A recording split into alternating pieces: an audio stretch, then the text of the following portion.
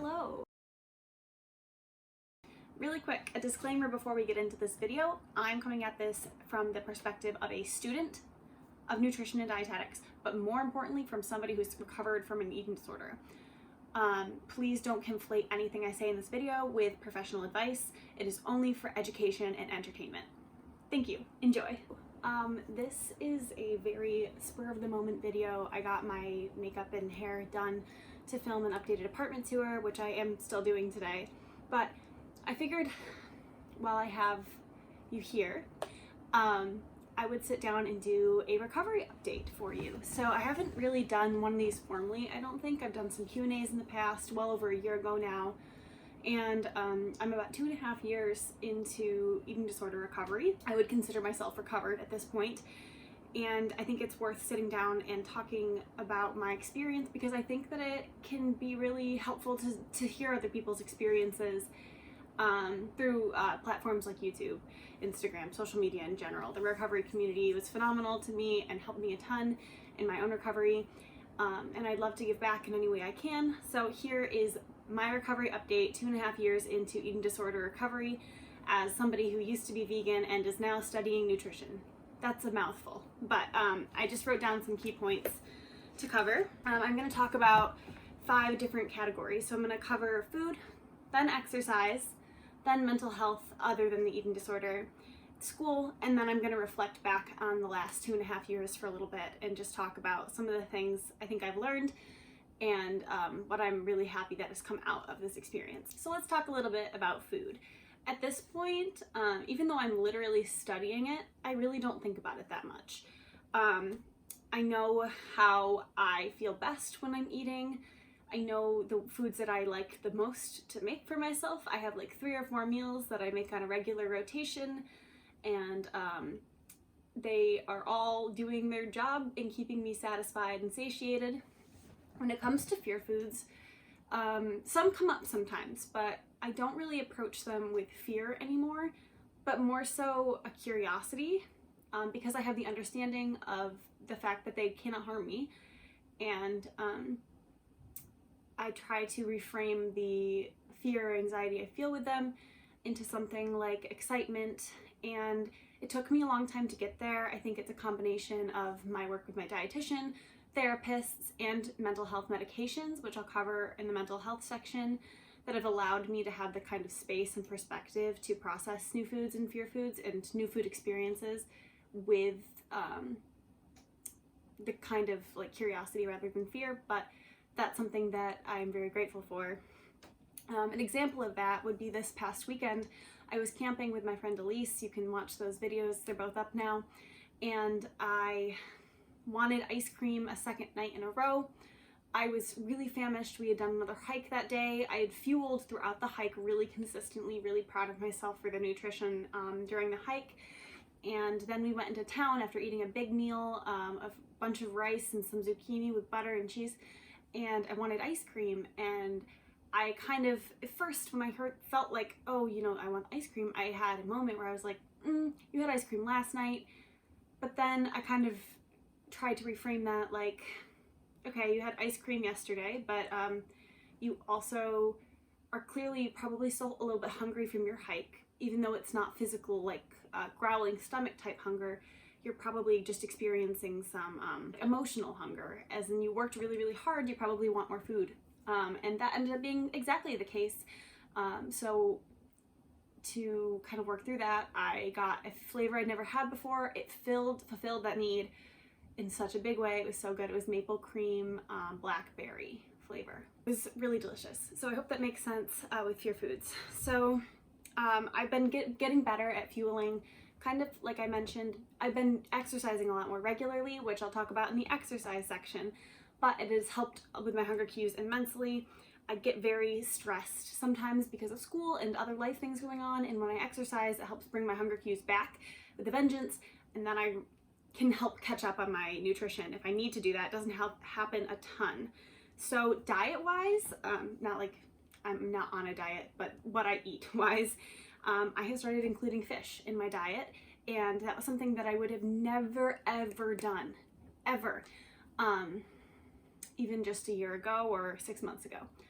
And I was really hesitant to do it for a number of reasons. One, because being a devout vegan for 7+ years, I understood the way that it could impact the environment, but I'm at a stage in my life where I know I need to prioritize my own recovery over other goals like mental health, other environmental goals that I have in the future. Again, this might change. This may not be how I feel 7 years down the line, but right now I'm including fish, mostly salmon, and love fish tacos in my diet, and I've really enjoyed it. I wanted to also just briefly touch on how I'm feeling about veganism right now. For anybody who doesn't know me personally or who hasn't watched, by the time I started making videos, I was about a year out of being vegan.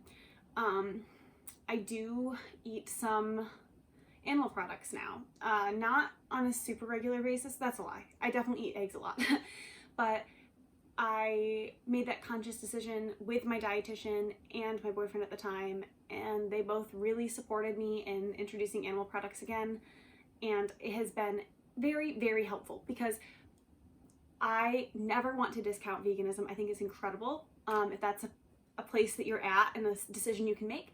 I was not at that place when I began recovery, so taking a step back and reevaluating why I was making the food choices I was, and that I was actually rooting those behaviors and food choices in my eating disorder brain rather than a desire to help animals or help the environment, was really crucial in understanding my eating disorder as a whole and how I was processing it.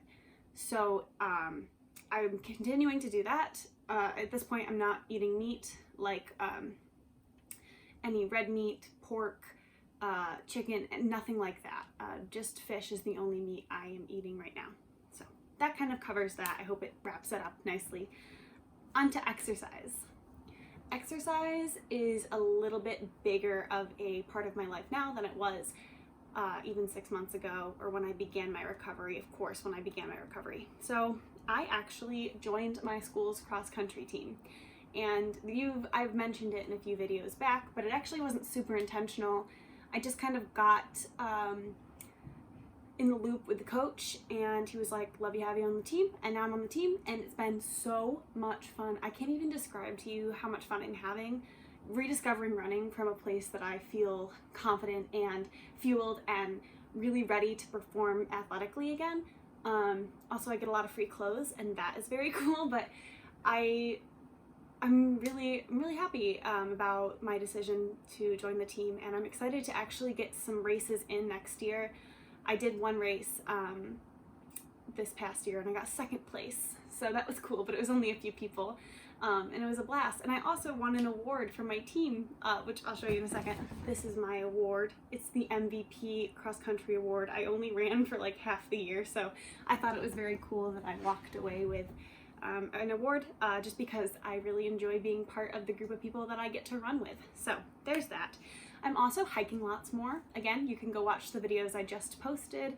I am talking about being an aspiring 46er. That means that I've climbed all 46 peaks in the Adirondacks above 4,000 feet.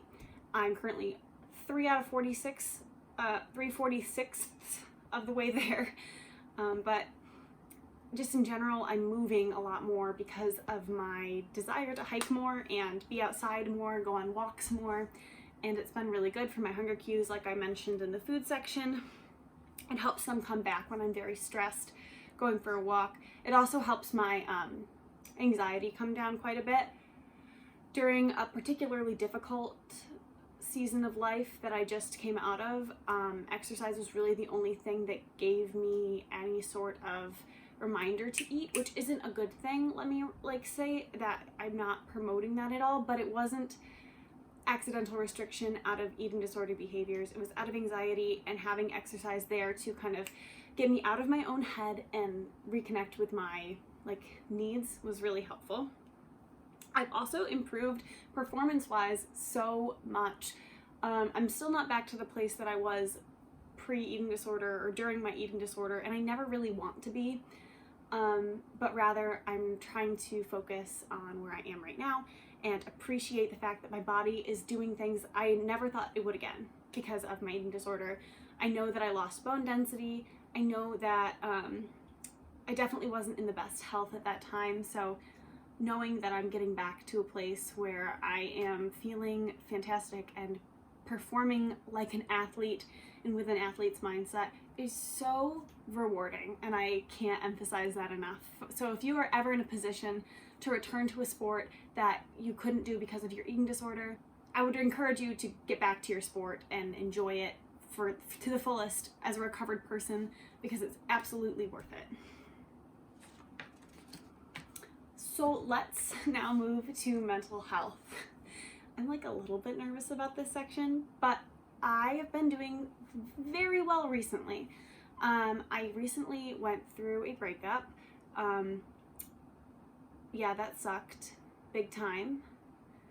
I did the breaking up with, and I didn't know at the time that it was making me as anxious as it was. I thought it was other things, but it ended up being largely that. So that sucked a lot. But I came out of it a few weeks later. I'm now like over a month out, feeling so good, which is really validating to me that I made the right choice. It was an incredibly difficult decision to make.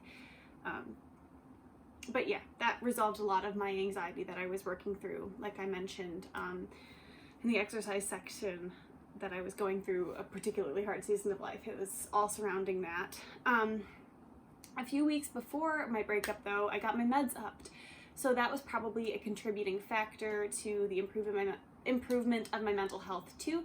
I don't know if I've specifically mentioned dosages on this channel, but I'll tell you because I'd love to start a discussion and destigmatize mental health medications, because too often I think that they are looked at as something that you should be only used as a last resort, and I think that they are an important part of treatment. So I am on Wellbutrin or bupropion, 150 milligrams once a day, and fluvoxamine or Luvox, 100 milligrams once a day. I got upped from 50 to 100 on the Luvox, and I'm feeling fantastic. I can finally get myself back to a place where I can have perspective with like anxiety triggers and take some space between them. I've also been getting better at putting some distance between myself and obsessive compulsive thoughts, which is great. I love having perspective and not feeling right in the middle of all of it. That is the worst feeling. Anybody who has dealt with any of those types of things that can completely put yourself there, and it sucks and is making me anxious just thinking about it. Interestingly enough, I did have a panic attack recently. It had to do with the idea of dating, and I coughed nonstop on a run for about 2 minutes straight on the side of the road, and that was the panic attack. I've never had one that involved me coughing, but it was definitely a panic attack because I was also crying, and I also tied it immediately back to a reason, deleted all the dating apps from my phone, and felt great afterwards. So that was interesting. I talked about that quite at length in therapy. Really quick, I didn't mention body image at all. So body image wise, I've been doing really well. I still have hard days. Don't get me wrong, I still have hard days, but just practicing being a little bit more neutral towards myself and understanding that my body is going, like, my body shape is completely doing its own thing at this point. I can't really control it. I run all the time because of training, so you know, like the changes that it's going through, I can't really help or do anything about, and that kind of really helps. There haven't been any really major shifts though, in at least the way I feel about my body. I definitely have moments where I'm more comfortable than others, but I think everybody does. Something that I'm very proud of is that I've started to buy clothing in the correct size, and since COVID, restrictions are lifting, at least in my hometown. I've been able to try and close a couple places, which has been a very validating experience because I am all over the map sizing wise. Definitely not where I used to be. And yeah, it was weird at first, but now I'm just really proud of myself that I was able to pick my correct sizes when I need to purchase new clothes.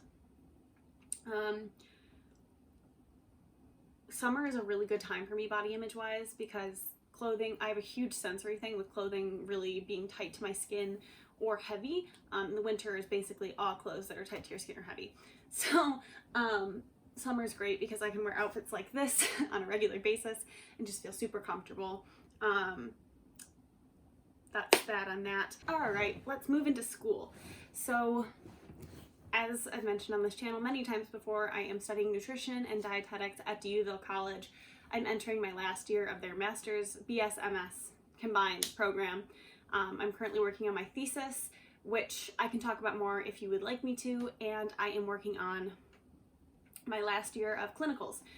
Basically, at this point, I'm not having issues with getting triggered, which is fantastic because we are learning about things that would have triggered me terribly even just a year ago when it comes to learning about like weight numbers, labs, different diseases, and the way that they manifest themselves. So I'm very grateful that I'm no longer dealing with getting triggered. A huge part of that is that I see a therapist every 2 weeks. I see a therapist every 2 weeks for an hour, and she is wonderful. She helps me work through all of my things.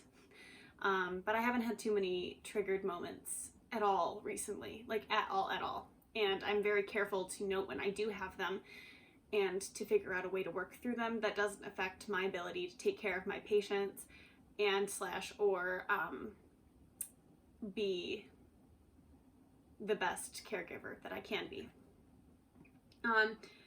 When it comes to working with patients, I have found ways to bring some weight inclusivity / HAES principles into my clinical work. Right now, I just finished like med-surg rotations, so just seeing patients on general floors. But this upcoming year, I will be doing some specialties, and I'm excited to continue to learn and implement HAES principles into my work with patients in different specialties. But I try to bring weight inclusivity into my patient interactions. So asking permission before we talk about their weight, asking them, just making sure that they're comfortable speaking with me as a registered dietitian, intern, but making sure that they know that I'm not there to push any sort of weight loss on them ever. That is never my goal. And sometimes, not even sometimes, most of the time, I just don't bring it up. Weight is something that doctors speak about in the hospital regularly, and it's not something that I feel like belongs in my work with patients unless it's like a renal patient or a heart failure patient who needs to be monitoring their weight for fluid shifts. Just healthy dietary counseling I can do without bringing up weight. And it's cool that I've learned how to do that. We also had a HAES presentation and discussion in one of my classes, or we had it like as a special symposium, and it was phenomenal. And since then, a lot of my cohort and a few of my professors have been way more open to the idea of HAES in the classroom. And we are going to have a discussion about it this upcoming fall, and very much looking forward to seeing where everyone in my class is when it comes to HAES. That's kind of it for the school section. Reflecting on all of the last 2.5 years in recovery, so much has changed. I'm going to talk very quickly, trigger warning, about death, skip forward like 30 seconds. I had a therapist say to me pretty early on in my recovery where I was kind of bemoaning like